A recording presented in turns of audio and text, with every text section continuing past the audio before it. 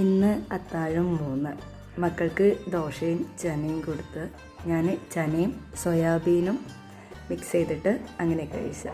രാവിലത്തെ പണികളൊക്കെ കഴിഞ്ഞതിന് ശേഷം സ്കൂളിൽ പോയി. നല്ല പനിയും ഒക്കെ ഉള്ളതുകൊണ്ടാണെന്ന് തോന്നുന്നു. നല്ല ക്ഷീണമായിരുന്നു കേട്ടോ ഇന്ന്. അപ്പോൾ എങ്ങനെയായാലും വീട്ടിലെത്തിയാൽ മതി എന്നുള്ള അവസ്ഥയായിരുന്നു. വീട്ടിൽ എത്തുമ്പോൾ ആദ്യം എൻ്റെ വീട്ടിലാണ് പോയത്. ഉമ്മ അവിടെ ബിരിയാണിയൊക്കെ ഉണ്ടാക്കുന്നുണ്ടായിരുന്നു. എനിക്ക് അവിടുന്ന് ഒരു ചിരങ്ങ തന്ന കുറച്ച് മുളക് ഞാനായിട്ടെടുത്തു. അവിടുന്ന് നേരെ നമ്മളെ വീട്ടിലേക്ക് വന്നു. വീട്ടിൽ പണിക്കാരുണ്ടായിരുന്നു ഉമ്മ അതിലിട്ടുന്നത്. ഞാൻ വന്നപ്പോഴേക്കും അവരൊക്കെ പോയിട്ടുണ്ടായിരുന്നു. ഉമ്മ ബിരിയാണി ഉണ്ടാക്കുന്നതുകൊണ്ട് എന്നോടൊന്നും ഇവിടെ ഉണ്ടാക്കണ്ടെന്ന് പറഞ്ഞിട്ടുണ്ടായിരുന്നു.